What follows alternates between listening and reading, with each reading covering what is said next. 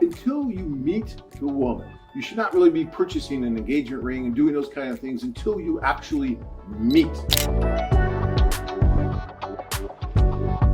Guys, we've been doing this for 30 years now, right? And there's a reason why you guys are interested in this, right? There's a reason why you're going over, and that's wonderful. I think one of the main reasons is that this just gives you more opportunity than what you would have in your hometown, your home city, or here even in the US. It just gives you so much more opportunity and so much more assistance to try and meet that right woman, right? And maybe because you realize that there might be a really good fit with the culture where she is and the culture where you are, right?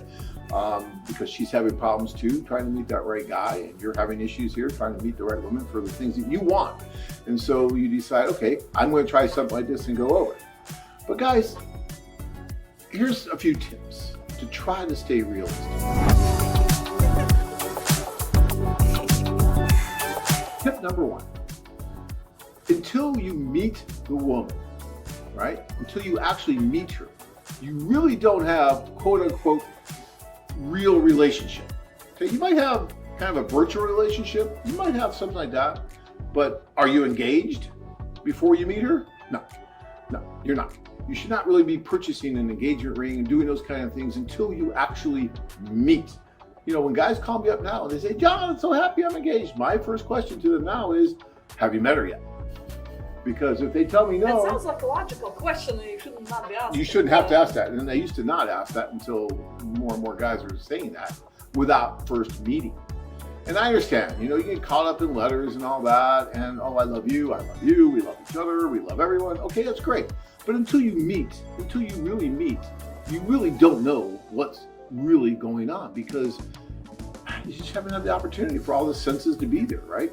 And you just don't know what's really going on until the two of you are alone talking. And I don't care if she speaks your language or doesn't speak your language.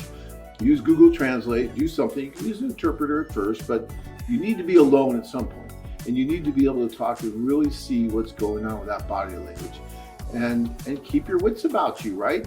Do not ignore red flags. Do not make excuses for things like, well, no, she's not holding my hand. It's just a cultural difference. It's just a cultural thing. Is it a cultural thing in Ukraine for a woman not to hold a guy's hand? Well, look, on the first date, I mean, there could be moments when she is uncomfortable, so the first date, okay. First date, okay, I'll give you that. But if it's a second, third date, and there is no physical touch in, so she doesn't want to hold your hand, just like this, when you walk down the street, you probably should start being concerned a bit.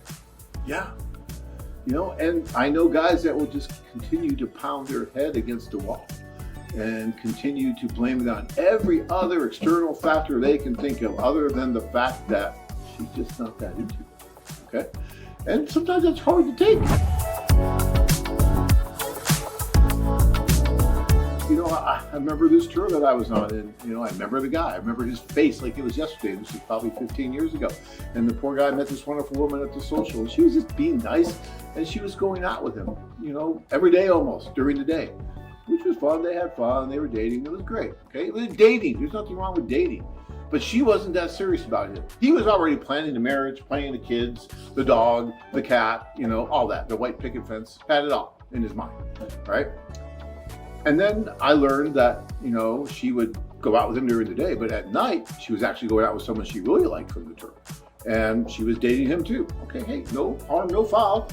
You know, guys date multiple women, women can date multiple men. I mean, that happens.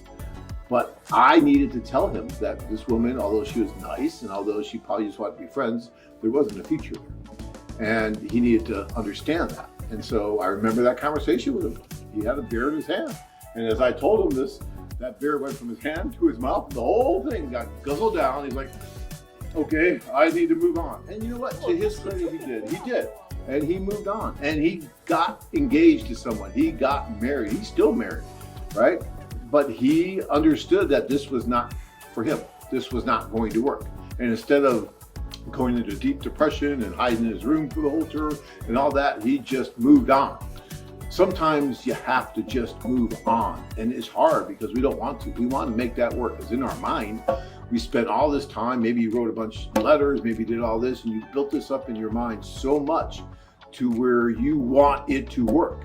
And damn it, you're going to make it work. You ever see someone trying to get that square peg into that round hole, and they just keep pounding and pounding and pounding, but no matter how hard you pound, it won't go. And you can try and try and try, it's just not going to happen.